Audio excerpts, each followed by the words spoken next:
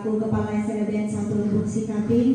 Seterusnya Ibu Waka Kurikulum Ibu Harsanti Tias, lalu Ibu Waka Sylvia Irfan selaku Waka Kesiswaan. Terima kasih atas kehadirannya, dan seterusnya ibu-ibu majelis guru dan adik-adik mahasiswa PL yang telah membersamai saya di ruang keterampilan ini dalam rangka kegiatan aksi nyata terkait budaya positif. Nah, adapun random acara kita pada siang ini seperti yang telah berlangsung pembukaan, lalu nanti sepatah kata sambutan dari Ibu Ita selaku Kepala SLBN 1 Lubuk Sikaping. Selanjutnya pemaparan materi terkait budaya positif dan penerapannya dari saya sendiri. Assalamualaikum warahmatullahi wabarakatuh. Waalaikumsalam. Yang sama-sama kita hormati Ibu Wakil Kepala Sekolah Bidang Kurikulum, Bu Wakil Kepala Sekolah Bidang Kesiswaan, Ibu Reza selaku pemateri pada siang hari ini, ibu-ibu guru dan mahasiswa PL yang berbahagia. Puji dan syukur yang setinggi-tingginya kita panjatkan kepada Allah Subhanahu wa Ta'ala atas rahmat dan izinnya pada siang hari ini kita dapat kembali berkumpul di ruangan keterampilan SLB Negeri 1 Lubuk Sikaping ini. Sangat perlu kita giatkan di sekolah ini. Kenapa? Budaya positif yang akan disampaikan oleh Ibu Meldia Reza nanti itu artinya bahwa budaya positif itu adalah nilai-nilai, keyakinan-keyakinan.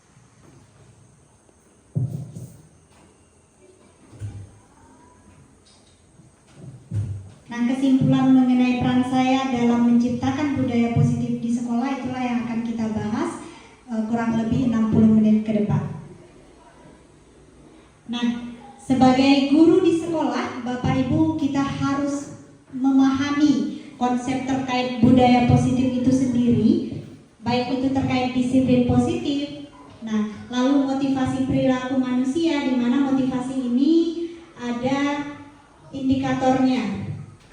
Pertama, motivasi perilaku manusia itu didasari untuk penghargaan, dan kedua karena hukuman. Kemudian ada juga posisi kontrol guru, di mana nanti kita akan melihat diri kita selama ini berada di posisi kontrol yang mana terhadap siswa. Lalu adanya keyakinan sekolah atau kelas, dan yang terakhir adalah segitiga restitusi. Nah, kita masuk pada poin yang pertama, disiplin positif. Mereka percaya, yang tentunya melalui penanaman konsep dari kita. Nah, kemudian posisi kontrol guru. Nah, kita sebagai guru itu memiliki 5 posisi kontrol. Ada sebagai penghukum, ada sebagai pembuat merasa bersalah, teman, dan pemantau, dan yang terakhir adalah manajer. Jadi 5 posisi ini saya yakin kita semuanya sudah pernah dan sering mengambil tempatnya, apakah itu sebagai pendukung sampai ke pemantau. Namun idealnya yang diharapkan dari seorang guru ialah pada posisi kontrol yang kelima, yaitu sebagai manajer, di mana pada posisi ini guru dapat melakukan kerjasama dengan murid yang memberikan tanggung jawab atas perilaku murid dan mendukung murid dalam menemukan solusi atas permasalahan. Sebaiknya, kalau saya pribadi mungkin Bu Reza, kenapa harus keyakinan kelas bukan peraturan ya? Kalau keyakinan ini dibikin atau memiliki kesepakatan bersama antara guru dan siswa. Jadi, tapi kalau peraturan bersifat peraturan yang dibikin oleh guru, berarti jabarannya hanya guru yang merancang peraturan tersebut tanpa melibatkan siswa, seperti itu. Terima kasih atas kesempatannya Bu Reza. Beda peraturan dengan keyakinan. Peraturan itu dibuat atas peraturan itu dibuat karena mengukuhkan, karena tidak melibatkan orang lain. Yang kedua, peraturan itu dibuat sifatnya baku atau kaku gitu kan. Sedangkan di peraturan kita juga memaksakan seseorang untuk menerima hukuman tanpa ada diskusi sebelumnya. Sedangkan keyakinan itu kita sepakati bersama dengan menerapkan kata-kata yang positif dan dampaknya apabila keyakinan itu dilanggar yang membuat hukuman juga yang membuat keyakinan kelas.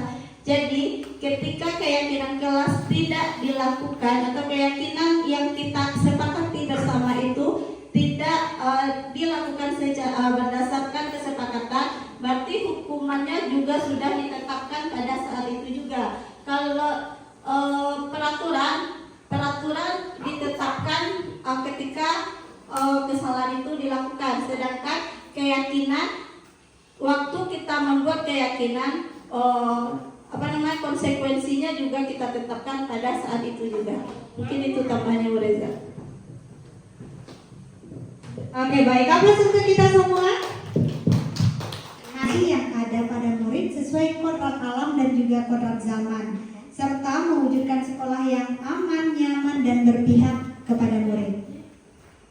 Kemudian, tentunya dalam menerapkan pendidikan yang kita dambakan, yang berpihak pada murid itu, seorang guru harus memiliki nilai-nilai seperti berpihak pada murid, mandiri, reflektif, kolaboratif, dan inovatif. Yang mungkin yang telah kami terapkan di kelas gitu ataupun di lingkungan sekolah, posisi kontrol yang sering dilakukan itu adalah sebagai penghukum, karena kita menganggap anak itu melakukan kesalahan dan bagaimana supaya kita sebagai guru itu memberikan hukuman untuk anak, untuk memberikan efek jera.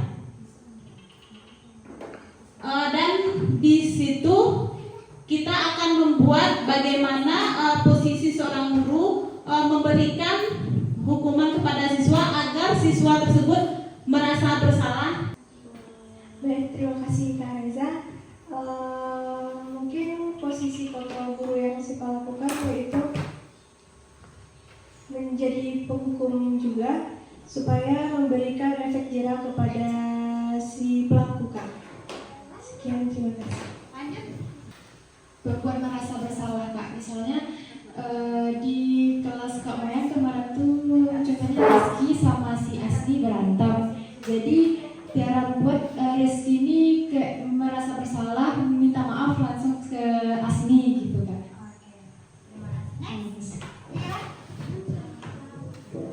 Oke, kalau tidak di kelas boleh misalnya dalam ketika apel, ketika piket. Baik, terima kasih Kak. Mungkin Lira lebih sering di pemantau. Iya.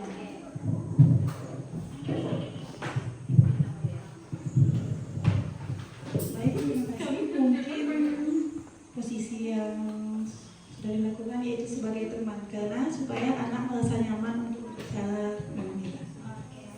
Baik Bu Reza, sejauh pengalaman belajar dari saya, biasanya di kelas itu kita di kelas autis khususnya, saya itu menerapkan posisi kontrolnya itu pemantau, karena anak-anak itu ketika kita menjadikannya teman, kadang mereka tidak menganggap kita lagi sebagai guru, jadi nanti dia sedikit tidak hormat.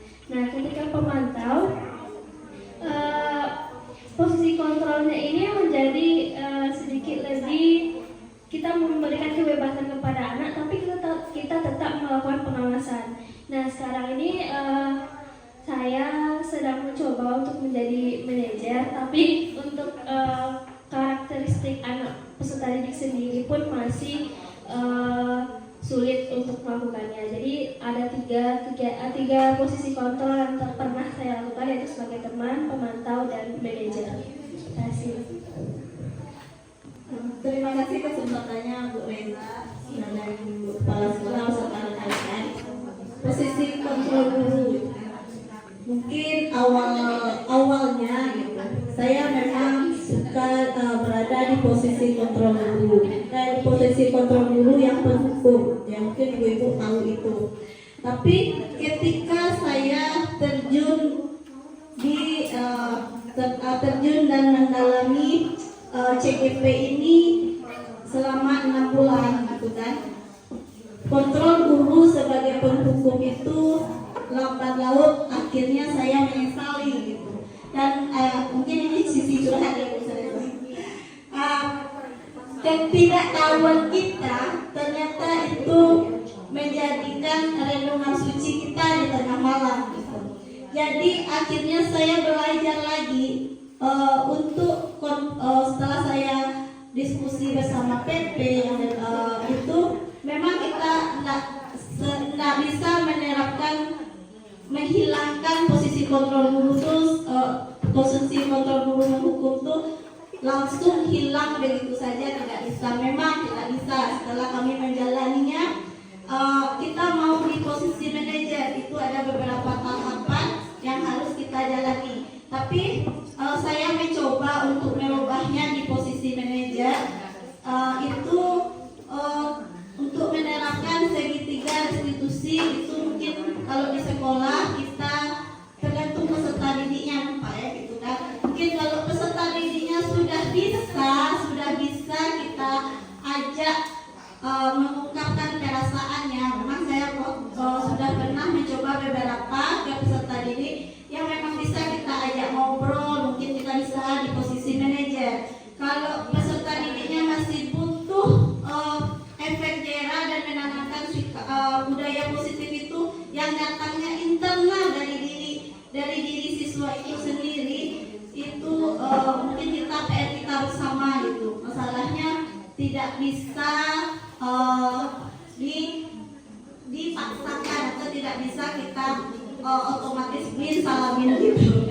Jadi memang posisi kontrol guru saat ini saya belajar untuk menjadi manajer dan menghilangkan posisi kontrol guru untuk menghukum. Mungkin itu yang posisi yang bisa saya berikan atau masukan yang bisa saya berikan. Assalamualaikum warahmatullahi wabarakatuh.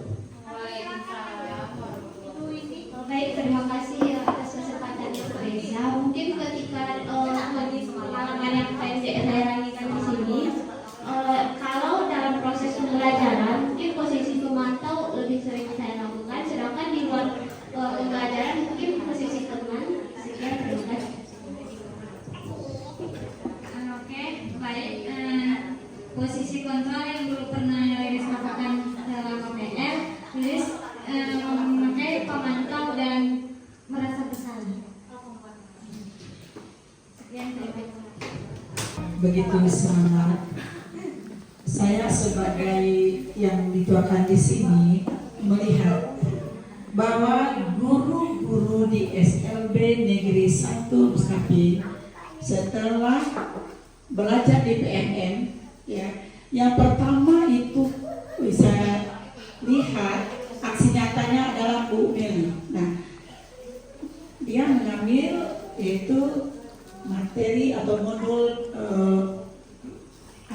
budaya positif. Ya, dari situ saya dapat belajar dan dapat memperkirakan bahwa apabila guru-guru ini betul-betul melaksanakan atau mempelajari budaya positif ini, ya, dengan betul-betul menghayati dan melaksanakan, insya Allah pembentuk kita juga merasakan. Jadi kita harus memahami itu. Nah, dengan alasan yang dikemukakan tersebut, saya sebagai kepala sekolah mencarikan solusi. Nah, solusi itu kita berikan solusinya diantaranya dengan bahwa di dalam tata tertib sekolah, kalau jam 7 datang sekolah, jam 8 harus datang, tolong dibuat kesepakatan dengan keluarga, ya. Kalau adik mau pergi sekolahnya jam 7, ibu guru pergi sekolahnya jam 7 juga, maka konsekuensinya satu orang harus mengalah, ya. Harus diatur waktu sebelum jam 7 sudah berangkat satu orang. Nah begitu, atur waktu dan jam 7 kita sebagai guru kita wajib datang ke sekolah. Yang kedua, masalah Merasa bersalah, cenderung menyalahkan diri, merasa oh saya gagal hari ini untuk menciptakan kondisi yang kondusif di kelas. Nah, bagaimana dengan Bapak Ibu? Mungkin saya butuh cerita, sharing, dan ke depan bisa kita refleksi diri kita lagi agar posisi-posisi kontrol ini dapat kita terapkan secara maksimal. Mungkin bisa dari usia lagi kita awali. Pula dari dalam hati, waduh, anak ini kan anak luar biasa. Kenapa kita berikan hukuman seperti itu? Seharusnya kita menasehatinya dan memberikan pemahaman kepada anak supaya tidak mengulang lagi apa yang telah dilakukannya. Mungkin sekian aja, terima kasih. Saling mengejek. Nah, untuk segitiga restitusi sederhananya mungkin bisa kita hadirkan peserta didik, kita tanyakan permasalahan versi mereka, kemudian nanti setelah itu kita tanyakan keyakinan dari mereka yang dilanggar sesuai kesepakatan, lalu nanti kita stabilkan kembali identitas mereka masing-masing. Nah, jadi di sini kenapa kita harus menerapkan segitiga restitusi tadi? Agar penghukum itu tidak lagi menjadi dominan dalam diri kita. Kalau dulu kan sering ada anak bertengkar langsung kita hukum, hormat di tiang bendera, padahal itu tidak ada korelasi dengan permasalahan mereka kan? Atau langsung bersihkan WC, kan tidak ada korelasi dengan bertengkar dan membersihkan WC. Harusnya kita cari dulu apa masalahnya, ada akarnya apa, kemudian kita cari solusi. Nah, jika memang konsekuensi dari bertengkar tadi sudah disepakati di kelas adalah mencuci WC, baru boleh kita laksanakan. Namun kalau serta-merta, oh kamu bertengkar, cuci WC, itu tidak diharapkan. Ke depan kita tidak seperti itu lagi. Ya, Bu Santi mungkin bisa berbagi cerita. Terima kasih kepada Bu Reza. Kalau untuk anak saya pribadi, mungkin saya belum bisa menerapkan segitiga restitusi di kelas karena masalah komunikasi dan konsep pada peserta didik. Tapi saya pernah menerapkan ini kepada anak-anak yang besar yang sudah tingkat SMP dan tingkat SMA. Itu memang awalnya karena saya di posisi kontrol di penghukum dulunya, memang anak-anak itu ya akhirnya dia melunjak ya, akhirnya dia cuma takut ketika kita ada. Ketika kita tidak ada, dia akan leluasa. Tapi setelah kita terjun di dunia PGB gitu kan, saya menerapkan segitiga restitusi ini, ternyata mereka tidak perlu saya berurat tegang-tegang urat lagi bersama mereka, cukup dengan saya lihat dan saya panggil saja, dia sudah tidak lagi untuk mencari permasalahan itu. Saya pernah menerapkan posisi kontrol, saya pernah menerapkan segitiga restitusi bersama dia, dan dia juga mengungkapkan kenapa itu terjadi sama dia, mengapa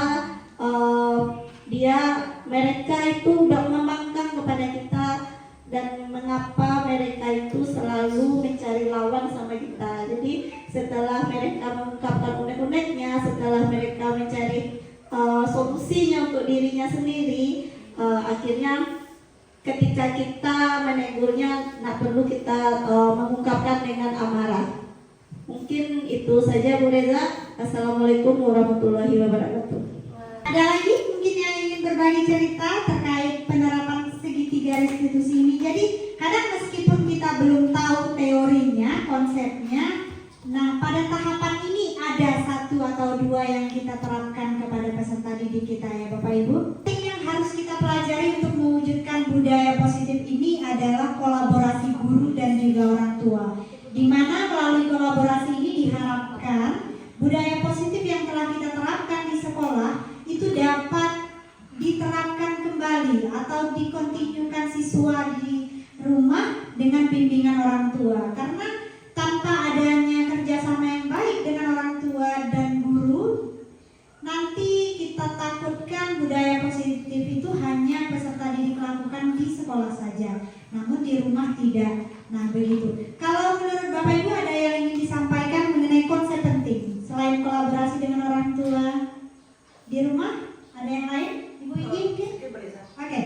Segitiga restitusi itu akan dapat berjalan dengan baik, dan apa yang kita inginkan saya sebagai kepala sekolah, yang saya inginkan tercapai, yang diinginkan oleh guru tercapai. Nah, kuncinya tadi memang kolaborasi antara kepala sekolah dan guru dengan siswa dan dengan orang tua ditambah masyarakat, Bu Reza. Kenapa? Tanpa dukungan masyarakat, tanpa dukungan orang tua, tanpa dukungan dari kepala sekolah, tentu pelaksanaan kegiatan disiplin positif itu akan ada juga kendalanya. Tapi kalau sudah kolaborasi dengan semua pihak, insya Allah kita ingin dapat terlaksana dengan sebaiknya. Dan saya akhiri dengan billahi taufik wal hidayah. Assalamualaikum warahmatullahi wabarakatuh.